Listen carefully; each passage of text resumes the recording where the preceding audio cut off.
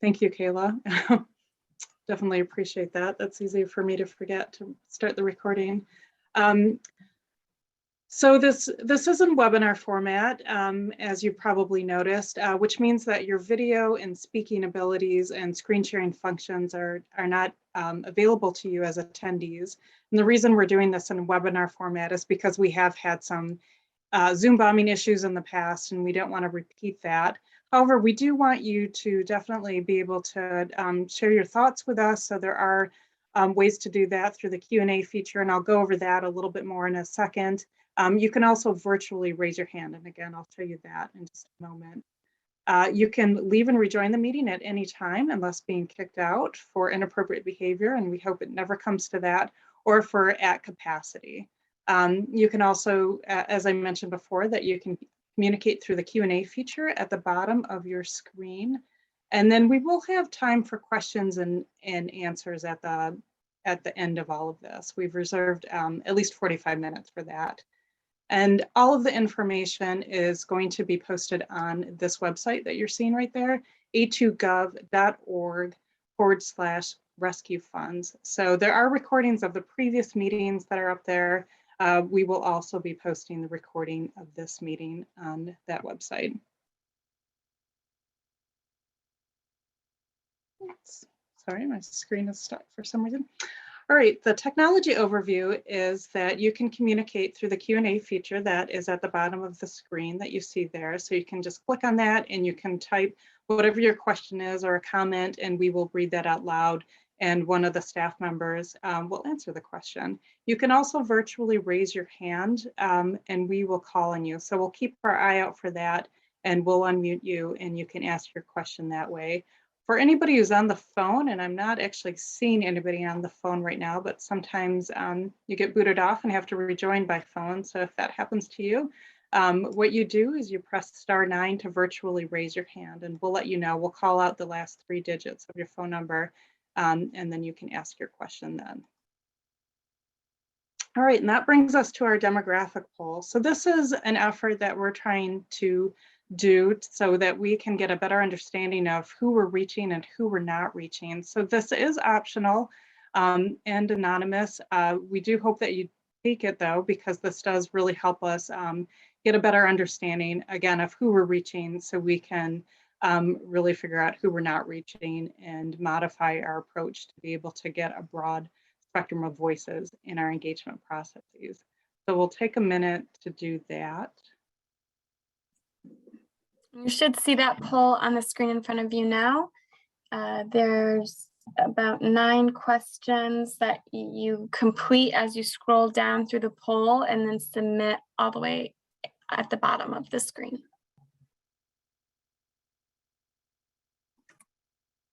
And while you're doing that, I'll just go over our meeting norms. So our meeting norms are really just a reminder for people to be respectful to each other as we engage in this conversation. So the first one we have is commit to learning and avoid speculation. We also ask that when you're speaking over the phone to move to a quiet area, and really if you're speaking over the computer too, to move to a quiet area as much as you can. And I know that's easier said than done. Often we have kids and dogs and other things that are happening in the background of our lives and in our Zoom world. But to the best of your ability, please try to do that, because we do want to hear what you're saying. And then also just remember the rights and dignity of people. Again, critique ideas, not people, and be really thoughtful about your language. We want this to be an inclusive, comfortable environment for everybody. And if there's anything else that you'd like to add to that, we're very open to that. So I encourage you to submit something through the Q&A if you'd like, or if you wanted to raise your hand, you're welcome to do that.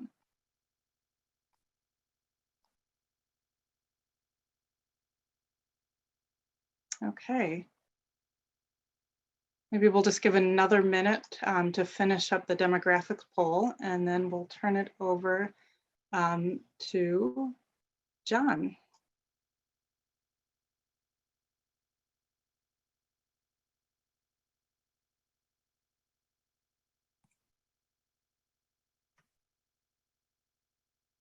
We have responses from 9 of the meeting participants. There are 14 total participants currently. So if anyone else wants to get their response in, please do. And I think that it's fine for John to go ahead and get started, and I'll close that demographic poll shortly.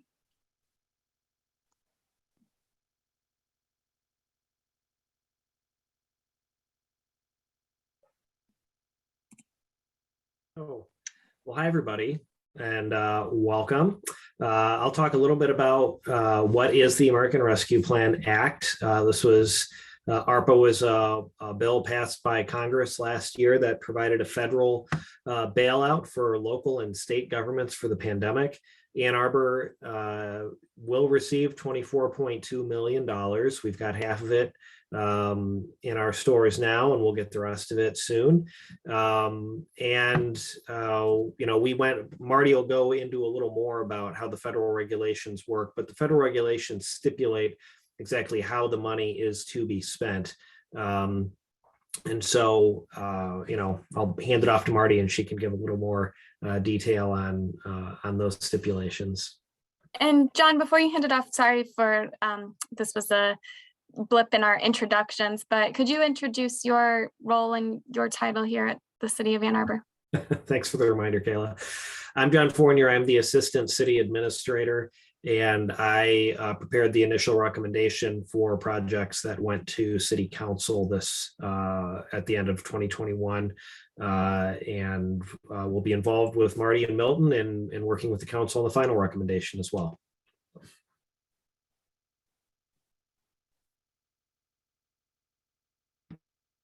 Thank you, John. Good evening. My name is Marty Prashant. I'm the City of Ann Arbor's Chief Financial Officer, and I am going to go over the federal regulations on how they classified eligible expenditures.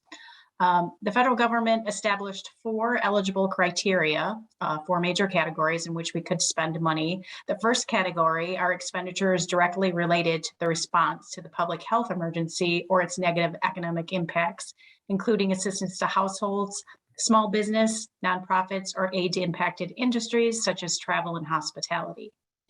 In the second category, category number 2, expenditures allowed relate to premium pay for workers performing essential work during the public health emergency, which includes such work as trash collection, police service, and fire service. Category number 3, which is a governmental services category, is the broadest category and allows for expenditures related directly to services provided to our citizens. It includes services traditionally provided by local government. The amount allowed under this category is determined either as a standard $10 million allowance as determined by as allowable under the final rule, or is determined by a revenue loss calculation as prescribed in the U.S. Department of Treasury's final rule. The amount calculated for the city in this category is approximately $8.4 million, and this calculation was reviewed and approved by the city's auditors. The final category allows expenditures related to water, sewer, and broadband infrastructure. This includes water and sewer distribution and storage improvements and managing and treating of stormwater. Broadband infrastructure includes building the infrastructure and assisting households in obtaining internet access. The eligible expense categories have obvious impacts to the types of projects that John mentioned were brought forward and recommended to City Council.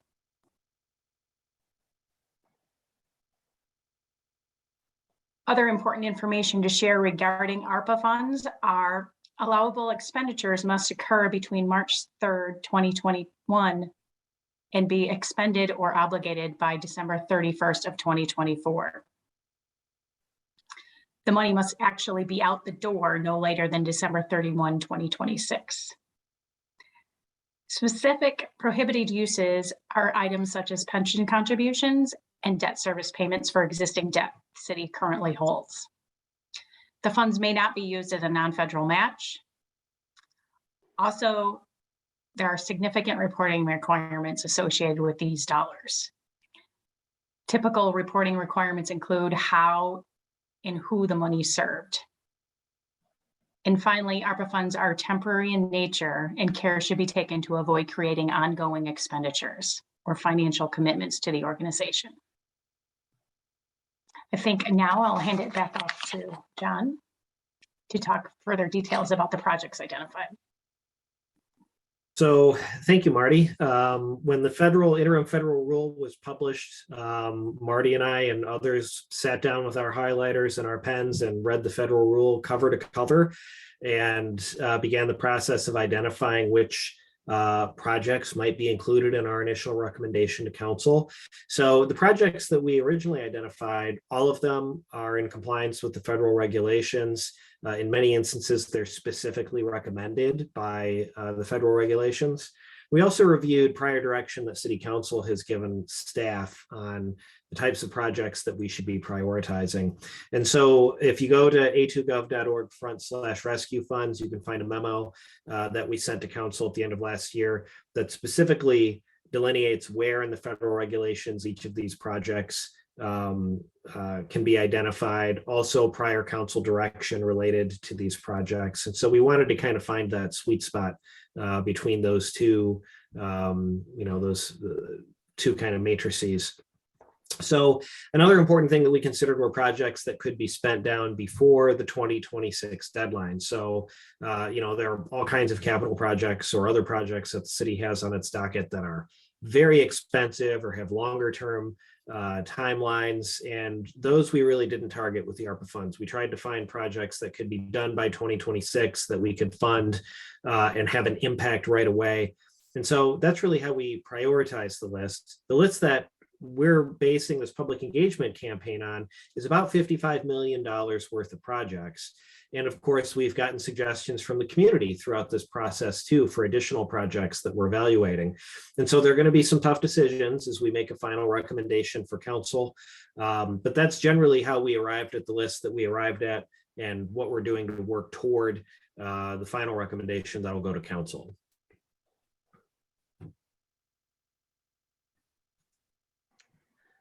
All right, that brings us to just an overview of the process that we've gone through with getting some input regarding projects and this, making the decision in general.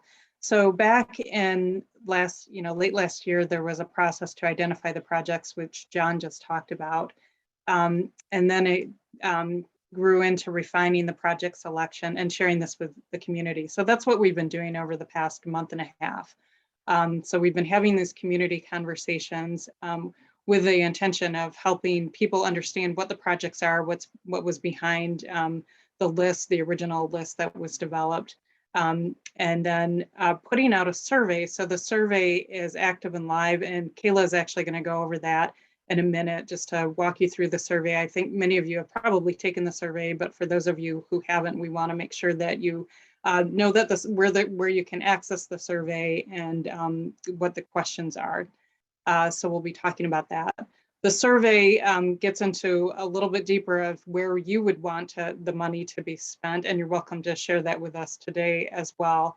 And all of this will be compiled, what we've heard back from these meetings and what we've heard from the survey and from other input that we're receiving through email as well. That will be provided to City Council and ultimately go to City Council for a decision, which we anticipate coming up in March. And once the decision is made about where the funding should be allocated, then we plan to start implementing the projects, which will run through 2026, as Marty mentioned, that we need to finish the project by then. So that brings us back to, so I threw in another slide, and John more or less covered this, but if you wanted to touch a little bit more on some of the suggestions that we've been receiving and what's behind reviewing those projects as well. And it's, as you can see on the slide, it's similar to how we've reviewed the original list. It needs to be compared against federal guidelines and the other things that listed.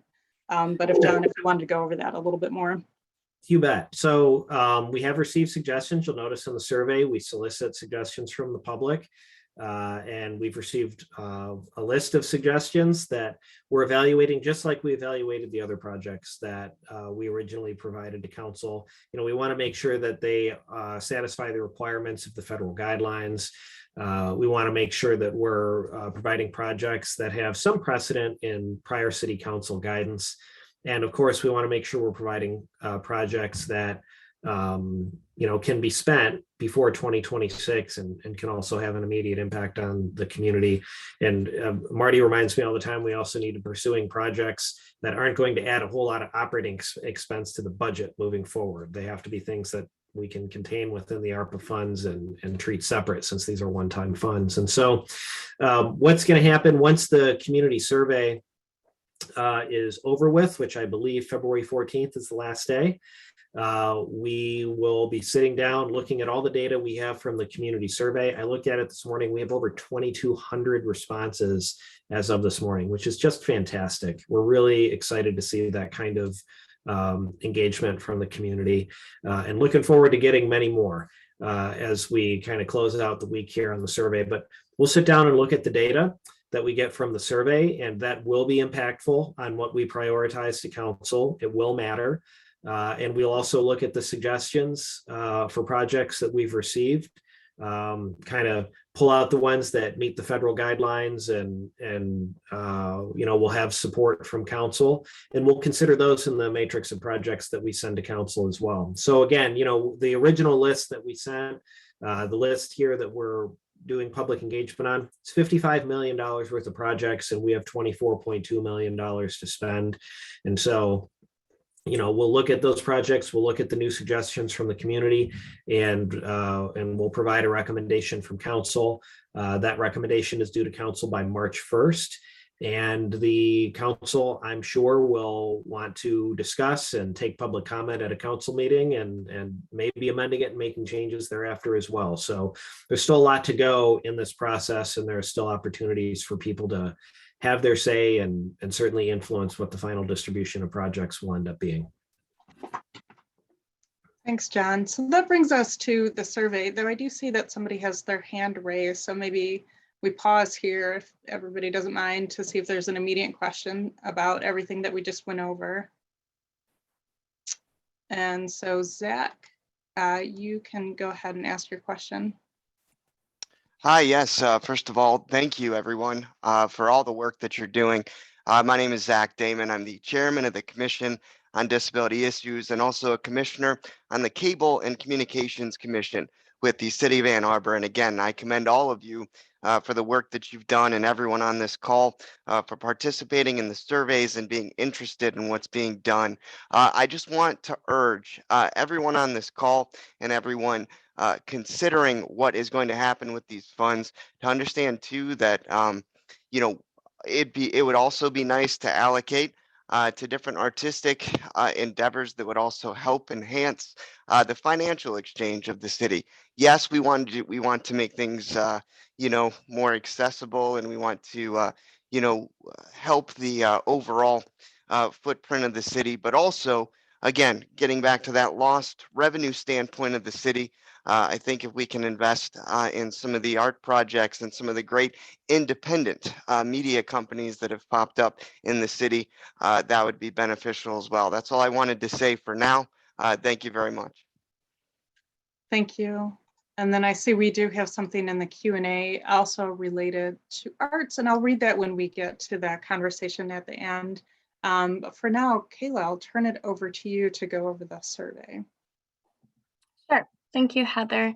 I'm Kayla Coleman. I'm a community engagement specialist with the City of Ann Arbor in the Systems Planning Unit, and with Heather have been working on the engagement strategy for the American Rescue Plan funds. And as has been mentioned already in this meeting, we have a survey opportunity that is currently open, and we've had a great response rate, especially in comparison to what we've seen in many other city surveys, which I've typically said that in the high hundreds or approaching 1,000 is about the highest that I've seen in the last 10 years that I've been doing public engagement at the city, and this one being already at 2,200 with still a few days left on the survey is fantastic. That's what we're always striving for, is to get a really robust community discussion and to get the survey opportunities and the engagement opportunities out to all members of our community. So those on the call, if you haven't participated in the survey yet, to share your input, we hope that you will. I'm gonna turn the screen over here in a minute so I can walk you through just how to do that in case there's been any trouble or questions in terms of accessing that survey. But I'd also ask that you treat this as the call to action. You've taken time out of your evening to show up and be here tonight to share your input, to be involved in this discussion. And if you can help get the word out about this input opportunity to others within your network, others that you are connected to, that helps us have a more robust discussion and get a better understanding of the community perspectives overall. So please, if we can ask that of you, we would welcome your help there. And one other thing before I switch over my screen to the survey, just by way of introductions, I did notice that Councilmember Song has joined us this evening. So thank you, Councilmember Song, for being here. In terms of staff introductions, we do have a number of staff on the call that are available to answer questions. That's what the bulk of this meeting time is going to be for, is for questions and comments. We'll be turning over to that shortly. So each of those staff will introduce themselves as questions arise for their project areas, but these are the project managers that have attended question and answer sessions over the last few weeks. So if you've been following along the process, you may be familiar with the names. And with that, let me switch my screen over and let me know, are you seeing the A2 Open City Hall? Yep, Marty nodded. Okay, good. And I'm going to open a new tab because I want to actually start fresh and show how to get there. If you open your own web browser and go to a2gov.org/A2 Open City Hall, that will take you directly to our online survey platform. From here, you would scroll down and see that the open topic currently listed is this American Rescue Plan Act funding question. You can click that and jump right in. You can also sign in if you already have created an account to complete surveys through A2 Open City Hall. You could sign in up front, but you don't have to sign in first. You can click this link and I'll walk you through how this will look. You will have to sign in at some point. I want to reiterate that. You can either do it up front or you can do it later on, but in order for us to receive the response, that is an important part of the process. So when you click the link, you'll see the question, the overall question that's being asked, which projects do you think should be selected to receive funding? And there's some background information. This provides background about why we're here, why we're having this discussion, and refers you to the website, a2gov.org/rescue funds, where you can get additional information and background. That is the webpage here. It has an overview. It has links to different presentations and video recordings of discussions that have already happened. There are informational YouTube videos about each of the projects that are proposed for community input. And yep, that looks like the bulk of what is on the webpage is that overview of each of those projects and the links to those videos. So please check that out if you're looking for additional background. From there, back on the A2 Open City Hall page, there's a Take the Survey button. And this is an exercise where you're given 48 dots. Each dot correlates with $500,000. There are $24 million in total. And you're asked to distribute the dots to whichever projects you would most support receiving funding. And there is a guideline here that shows how much funding is needed for each individual project. And that's translated to the rough equivalent in terms of $500,000 dots. How many dots are needed if you were going to support that one in total? So you can allocate your dots. You can scroll down. The overview of each project and the links to the YouTube videos are available here as well. The second page of the survey is a prioritization exercise on some broader overarching categories. So stepping back a little from individual projects and thinking about different types of project categories, which ones resonate most with you, which are you most passionate about seeing funding allocated to. And then, as John mentioned, and Heather as well, that community input can also be submitted by email to the Rescue Funds email address here. If you have an idea for a different project that's not listed in the staff initiated proposals, then that can be submitted to the webpage. The next page is our demographic questionnaire, which you have seen already. If you were with us from the start of this meeting, you saw we used that during the Zoom meeting tonight. We use it in our online surveys as well. It is optional. You are not required to fill this out, so you may scroll past it if you prefer. But if you complete these questions, it helps us understand who we're hearing from, and we can make better assessments of who's missing in the conversation and try to do more targeted outreach to have inclusive community engagement moving forward. Finally is the submit button, and this is where you will have to sign in to submit your response online. That's a requirement for this survey platform. However, if you prefer not to sign in, you can download a PDF of your response and email it to us at feedback@a2gov.org. And we have been receiving responses that way as well. Those are all being tabulated separately from the online responses, and they will still be considered by staff. If you'd like to see the responses that have come in so far, you can choose the feedback tab, and that's where, as John mentioned, we've got over 2,200 responses to date. This gives the summary, the percentage of dots overall as an overall summary percentage that have been allocated from all the respondents, and the average priority ranking from all of the responses that have come in.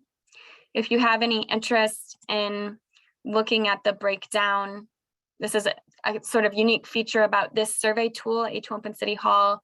Part of the reason that you are asked to sign in is to get some general information about where your response will be tied to geographically, which ward within the city or outside of the city. And so, for example, if you were interested in seeing the breakdown of just the responses from outside of the city, you can click that and it will show you the summary in that way as well, to see how that may compare, how that may be different within a certain ward or the non-city responses. So let me stop there, and I'll turn it back over to Heather if there are any other overview materials or slides that we wanted to cover, anything that I missed. And then I think we have most of the rest of the meeting for questions. Yeah, this really brings us up to our question and answer time. So I'll begin. We do have somebody that submitted a comment, so I'll just read that, and then others, if you have anything else that you want to submit, again, you can do that through the Q&A feature or virtually raise your hand.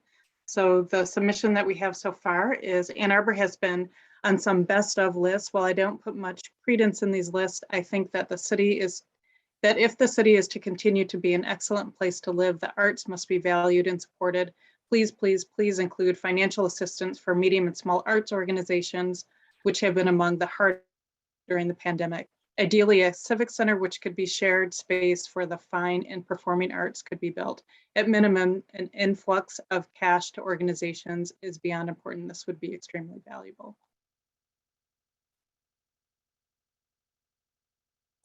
All right, other questions? And as a reminder, as Heather covered in the intro, you can raise your hand. There's a raise hand icon on your Zoom panel. It's probably on the bottom of your screen or along the very top, depending on your browser.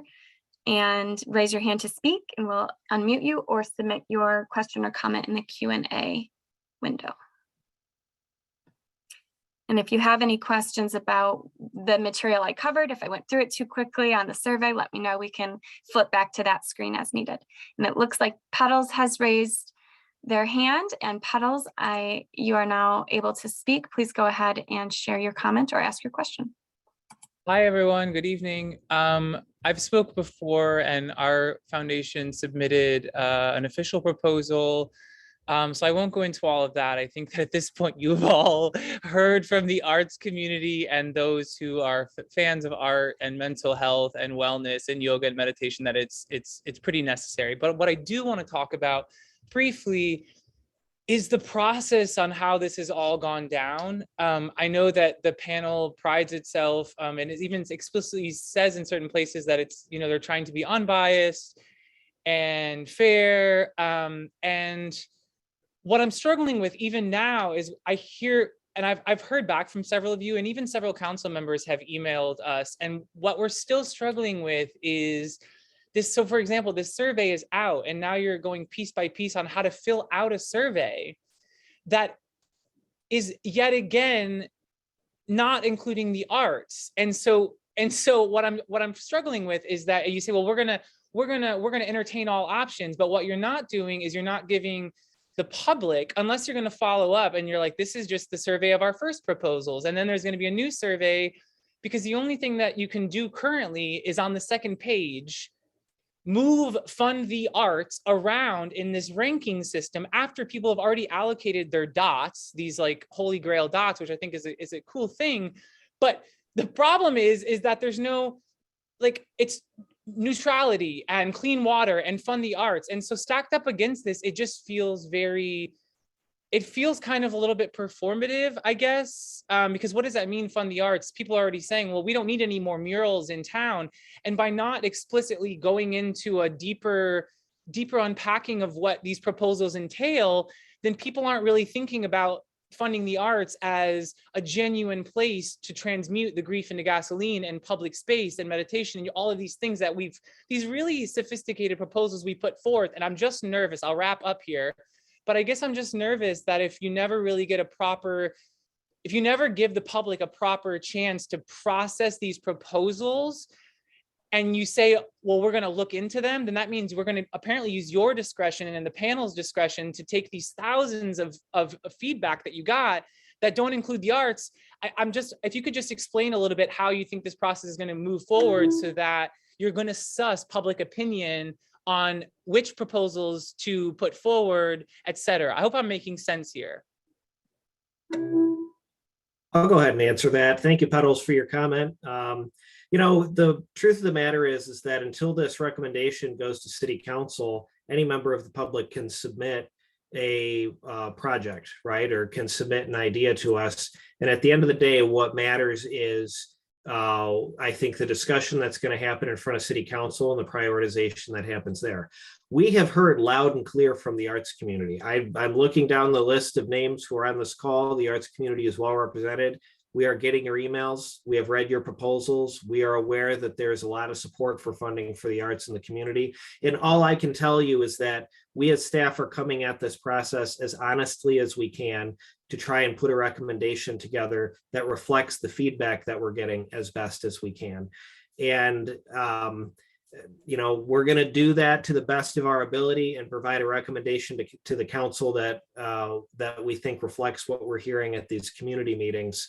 And so, I think people have every right to have the concerns that they want to have and to raise process questions. That's part of what this engagement process is about. But, I just want people to know that we are hearing you, and the things that are being said at these meetings do matter, and they will be determinative in the recommendation that goes to council.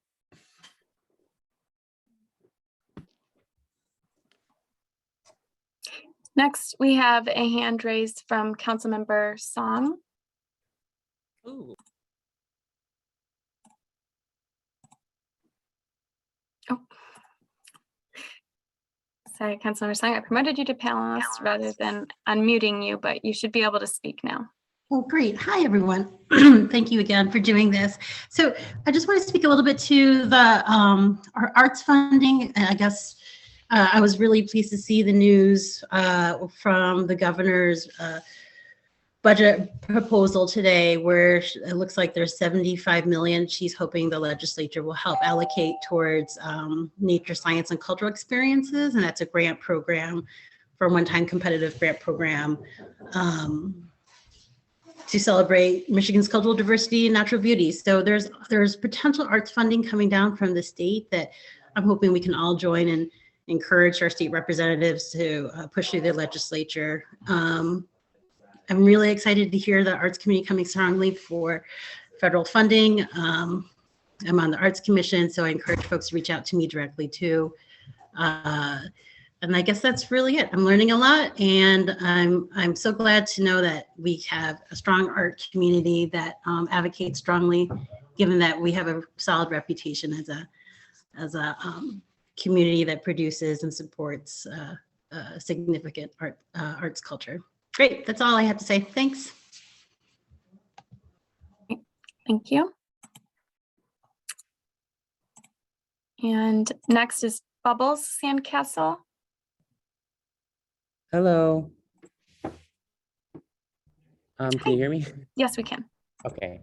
Hi, I'm one of the co-founders at Now Studios as well, Pedal's partner. And I want to thank you all for working on this, first of all. And I just want to follow up with what John was saying about hearing the community and doing something significant about the arts. Like Pedal said, you've heard it many times. I'm just wondering why the city or the panel here can't update the survey to include one of the arts proposals. They're not very long proposals, so reading them and making sure that they conform to what the federal government requires shouldn't take that long, and should be pretty easy to update the survey and gather this information directly from the public. Is there any reason that you can't do that? Well, I would say mostly because the survey has already started. And if you change the questions and the tenets of the survey midway through, you don't really get a consistent set of data. So we're not going to be updating the survey, but I think that we do have opportunities for people to provide their input in other ways that will be meaningful and are meaningful in the process. Thank you. Thank you, Bubbles. And next is Deb. Deb, you should now be able to unmute yourself. Thank you very much. And thank you to everyone. So first of all, I'm Deb Pollack. I am a Ward 5 resident, homeowner, and an advocate for the arts and creative industries in Washtenaw County and Ann Arbor in general, and specifically. So we appreciate that council and staff have responded to many of the individuals and organizations that are asking that a portion of these funds do in fact get released to the arts and creative industries here in Ann Arbor. And I also appreciate Council Member Song's enthusiasm for the governor's budget, which is great, but of course it's the governor's budget and that's not money yet that has been voted on by the state legislature. So who knows whether that's going to trickle down to us in Washtenaw County or not. That's a bit off, and if nothing else, it's definitely off until October when those funds could be expended. I think one of the things, and as rich as our cultural community is in this community, in this region, we tend to abdicate our responsibility as municipalities in directly funding from a local perspective. If you look at the statistics in regards to municipal funding for arts and creativity, it is the local funding that is at the highest level, not the federal and not the state.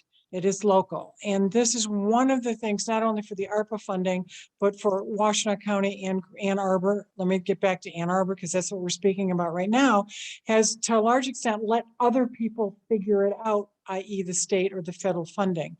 And the trickle down doesn't hit us all. It hits some of the larger organizations, and that's great, but it does not hit all the smaller, nor does it hit creative workers or artists.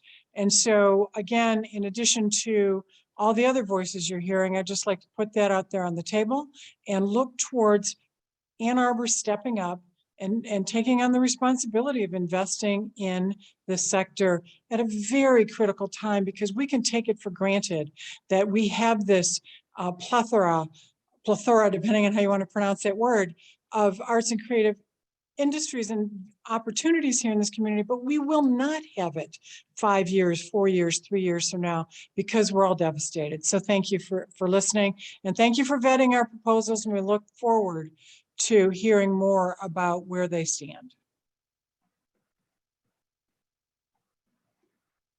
Thank you, Deb.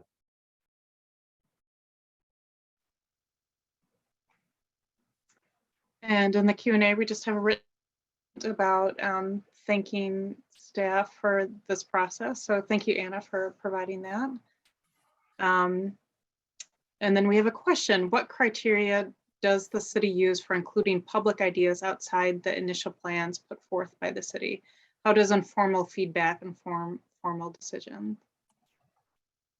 So what we will do is look at the first kind of barrier there is looking at the federal guidelines and making sure that the ideas from the public meet the requirements of the federal guidelines. And then we will look at prior council direction and see if the suggestion from the public meets with prior council direction on a given topic. And then, we will look at, what our council wants to do now. I mean, at some point, this will be flipping over to a council-driven process. And, our council members will begin to express their opinions on what they'd like to see in the final ARP plan. And that's primarily what the feedback that we will use to prioritize projects. But I will also say again that, this is our 10th or 11th community meeting. I can't remember. I think it's the 11th. Yeah, It's the 11th. We've done 11 community meetings. Many of them were topic specific. So we do one on, the net zero fire station, or we will do one on galvanized pipes or something like that. But in every community meeting, any member of the public had an opportunity to show up and really talk about whichever project they wanted. And many members of the community did that. And so we, those of us who have been to all of these meetings, we're listening. We're taking notes on what we're hearing. And, the survey is kind of a quantitative feedback measure, but these meetings are a qualitative feedback measure, and that feedback also matters. And we will be taking the voices that we've heard at these community meetings into the room with us as we make these decisions. I can't quantify that for you. I can't tell you that it's going to be weighted a certain specific amount, but I can tell you that it matters, and that the feedback that we've gotten has been very valuable for us in considering how we want to put a final recommendation together. And then we have a comment that came in that's to everyone who is participating in this conversation. I agree with the voices that I have heard so far regarding arts funding. I would like to just stress how important it is to fund small arts businesses, as they are likely to be the hardest hit. The small business arts community has been the hardest hit, especially in the not-for-profit sector. Thank you.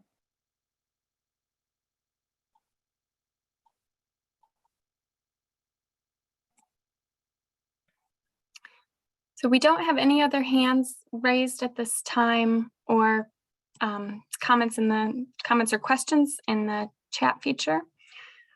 We are scheduled for the meeting to run until 7:30. We will continue to stick around. At least some staff will be here until then. Looks like we've got another comment that's come in, so I'll switch over to that. But I was just going to note that we're here at least until 7:30, as long as there's additional questions or comments. And this one is in from Zach Damon. If and or when funds are allocated for overall infrastructure, my hope is accessibility may be on the forefront of thought during prioritizing projects, and that the Ann Arbor Commission on Disability Issues may be consulted and included within the accessibility process. The disability dollar is strong and can contribute. Thank you for all of your work and efforts. Thank you all for your work and efforts. Thank you, Zach.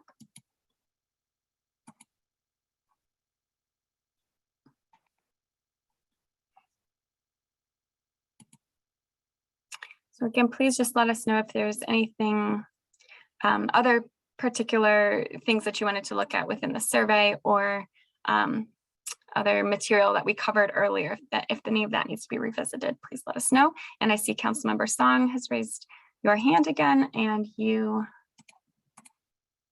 will now be allowed to speak.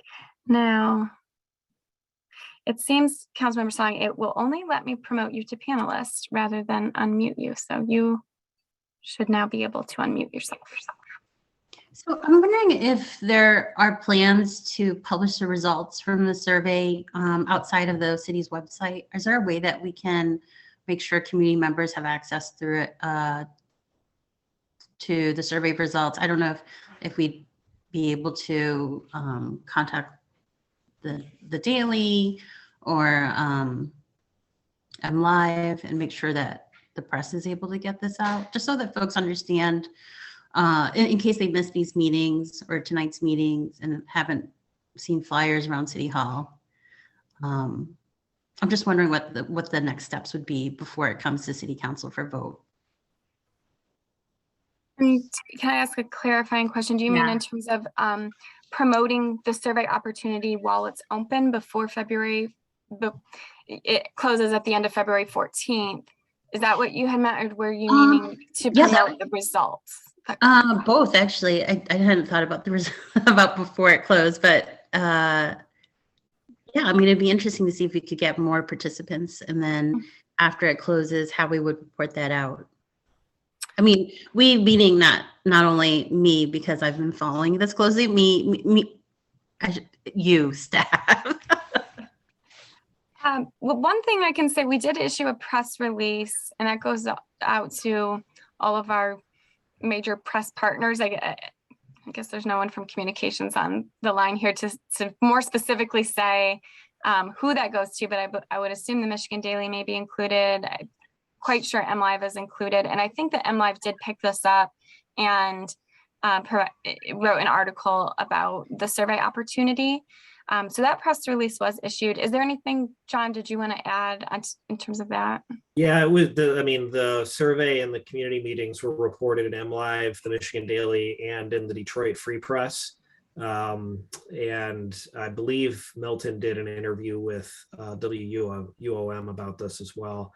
And so when the survey is done, the results will be available on the website, and we're intending to, in the communication we send to City Council with our final draft recommendation, we will include the survey results, and we will also include a description of the ideas that we received from the community, even if they were not adopted into the final plan, so that council is aware of them and council can look at them and say, well, maybe this should have been in the final plan, and make whatever decisions council would like to make. Great. Well, thank you. I know you're all under a tight deadline. It'll be March before we even know it. So I appreciate reaching back out to folks who are excited about this once in a lifetime opportunity to make sure our community is okay and recovers from the pandemic. So thank you for all your work. Thank you. Thank you, Councilmember Song.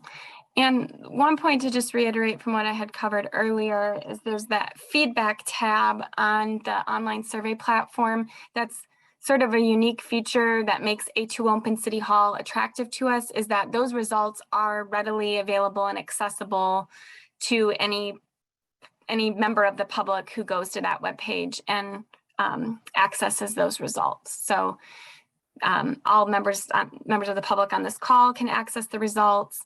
You can flip through them individually by each participant. The participants, when they submit their response, make a choice of whether their name will be shown with their response or not.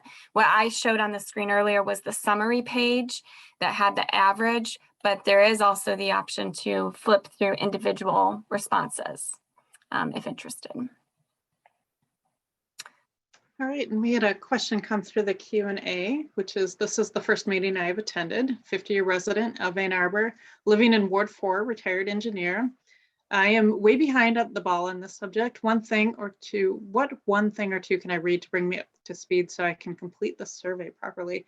Well, if you go to the website that we listed, and I'll send that back out through the Q&A link, there are actual videos that are up there. So if you wanted to get an overview of the original project listing, proposed project listing, you can actually go and watch short videos on each project.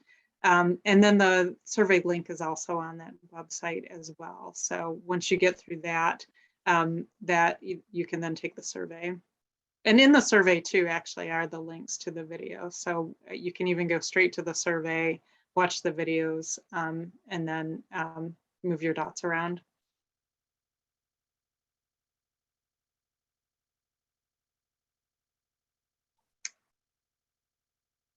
And then we have a comment that is, the media sources are good. As someone who is passionate about public participation and inundated with media online, I do hope that there are more outlets for such impactful opportunities going forward. I can't think of a good word for it, but an outlet that is not one and done or easy to miss. Such a public-facing visual that stays put. Again, criticism and praise here. Looking forward to taking the survey.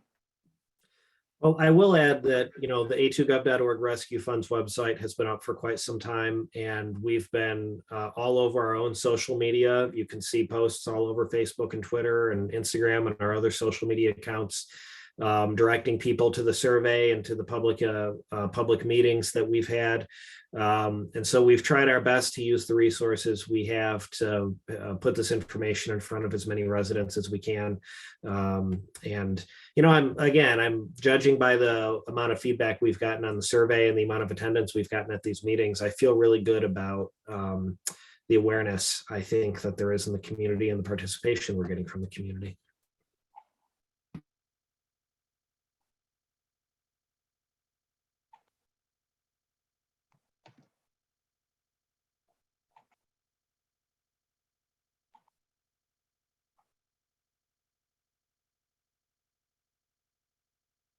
All right, other questions, thoughts? We also do have, project representatives here, project managers. So if you do have questions about specific projects related to the original list that was generated, please go ahead and ask those.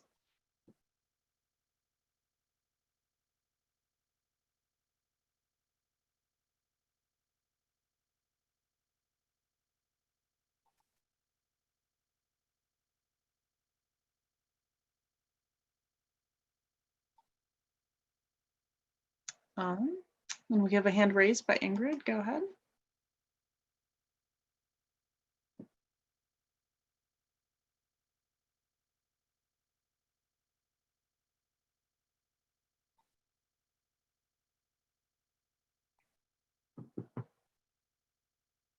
Ingrid, you can go ahead with your question.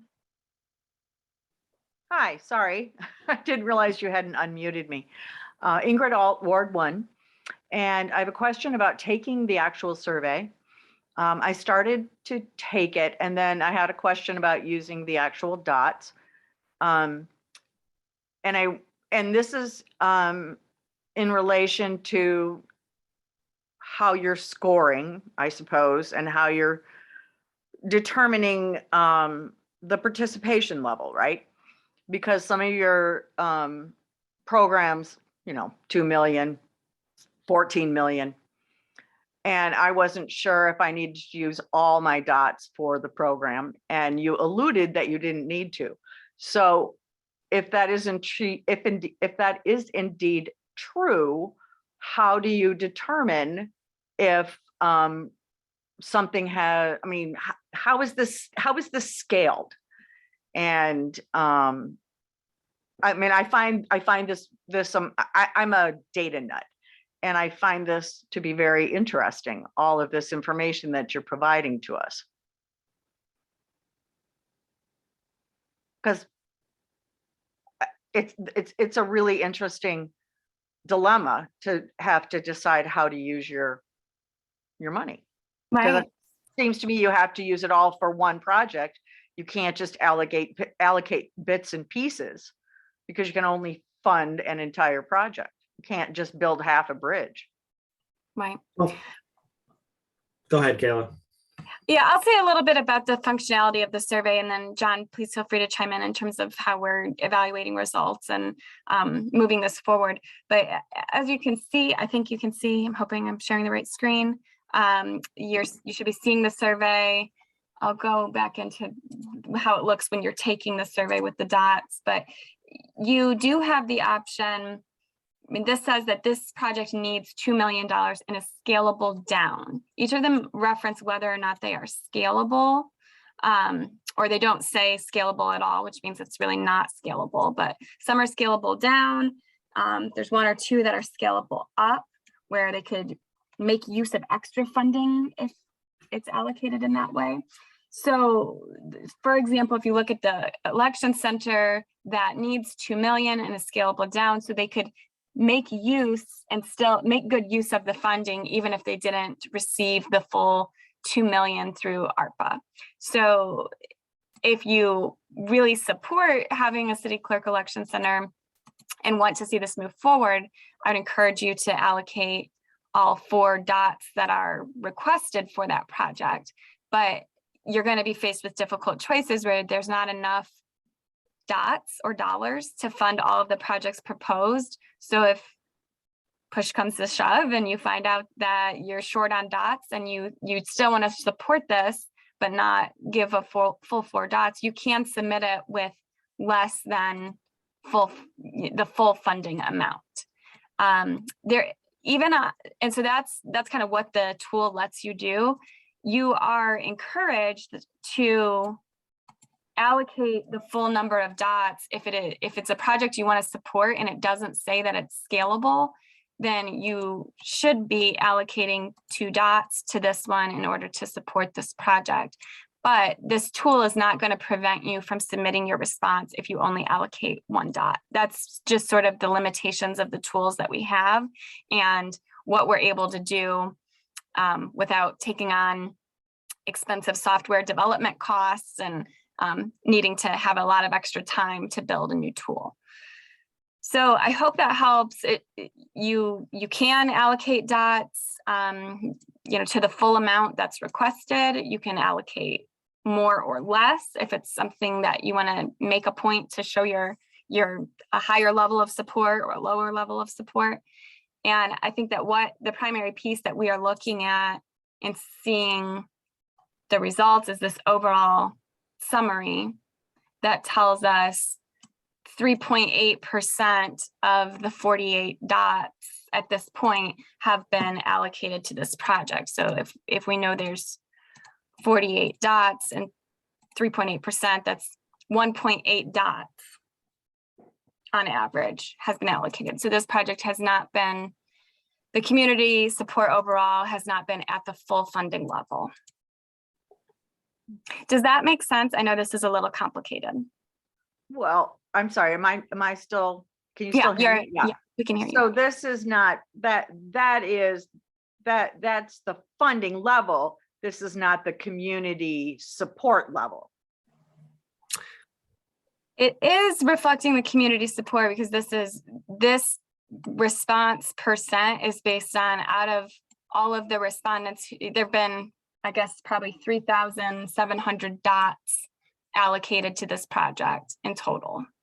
Yeah, but that's based upon the percentage that of the cost of the project. This is not, so this doesn't really tell you that 3.8% of the, so this percentage does not really tell you that this is the community support level. This is a dollar percentage. It's the community support level for the dollars. So it's not saying that 3.8% of the community supports a city clerk election center. It's saying that the community feedback overall is that 3.8% of the funding should go to the city clerk election center.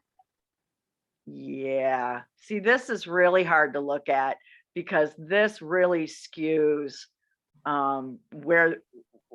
what's really happening here, because these projects, you've got, one of these projects is really expensive. And if people are,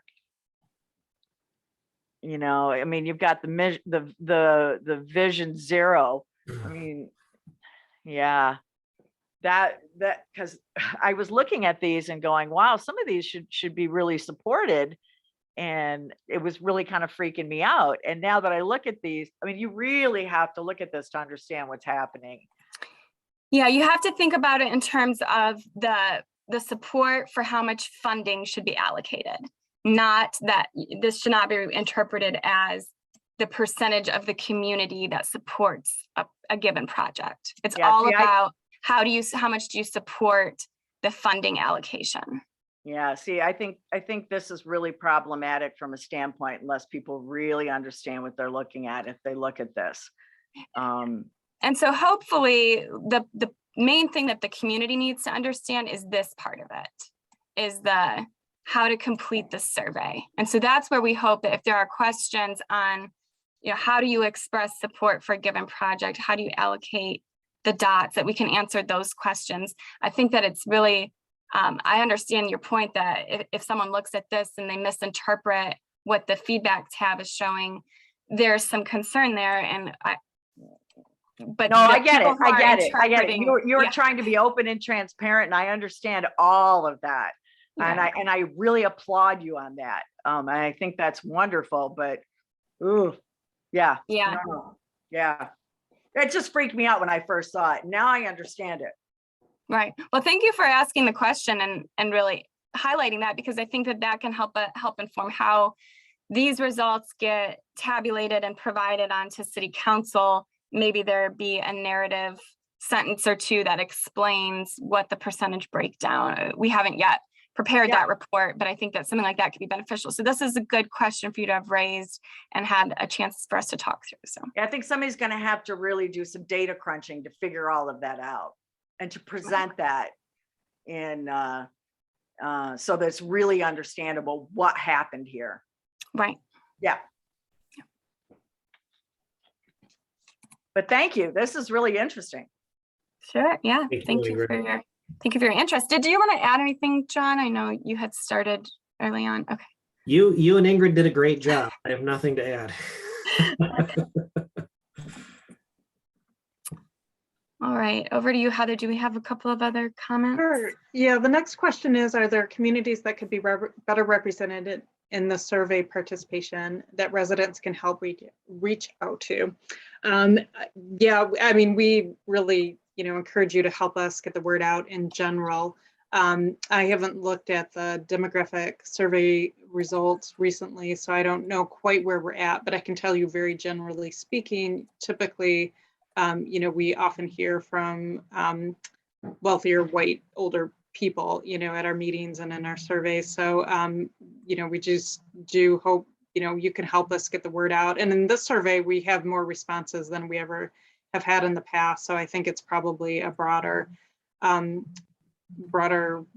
set of voices that are contributing to this. And we have made an effort to go through more channels to get the word out. But if you can help us continue to do that, then we really appreciate that. So please do that. I can, I've gotten logged into the admin side that shows us the demographic summary so far. So these are the results of the demographics on the survey responses, the 2,200 and some responses that have come in. You can see the summary is that 88% of the respondents do live in Ann Arbor, 67% do work in Ann Arbor. The age distribution, I guess where we're lacking the most is in a younger demographic, 15 to 19-year-old.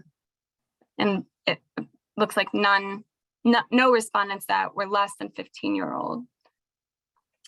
In terms of race and ethnicity identifiers, what we see is 89% of the respondents are white. So all of our race and ethnic minorities are underrepresented here. Gender identity, it's very binary, man, woman. We're not seeing as much representation in transgender and gender nonconforming community. Sexual orientation, primarily responses from heterosexual or straight.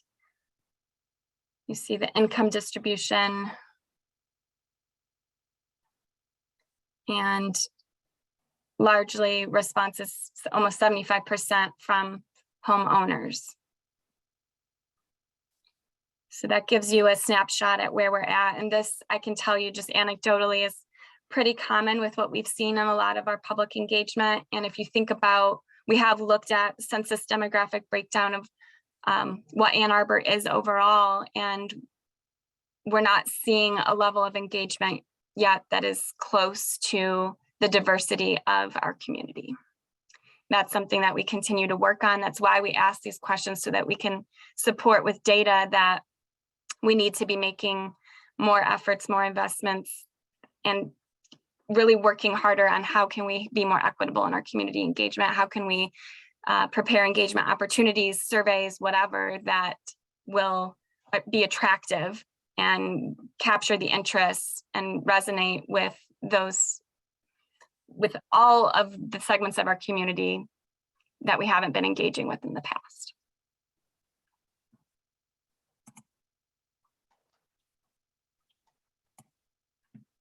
And we do have paper copies too. I should note that there are paper copies that are out in the world that we haven't received back yet. So those will be tabulated as well and brought into the final results of this.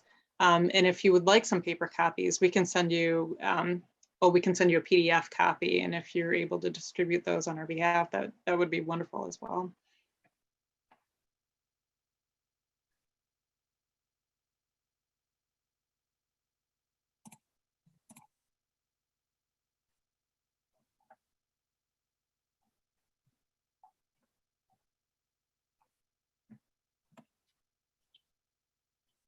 And we just have a comment. Thank you so much for explaining the challenges of community outreach and need to engage more community members. We appreciate you asking. It is something near and dear to our hearts, for Kayla and myself. So we are really wanting to make an effort to really hear from people that we don't traditionally hear from.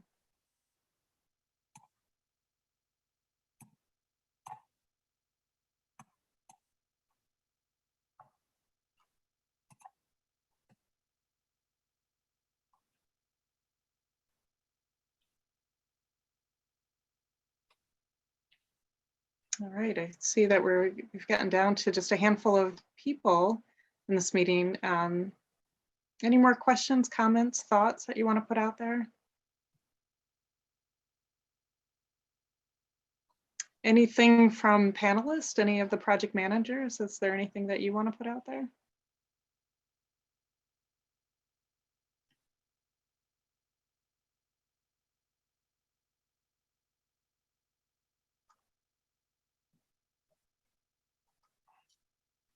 Thank you, Ingrid, for your comment. We see, thank you for your work on this. It's complicated. Thank you.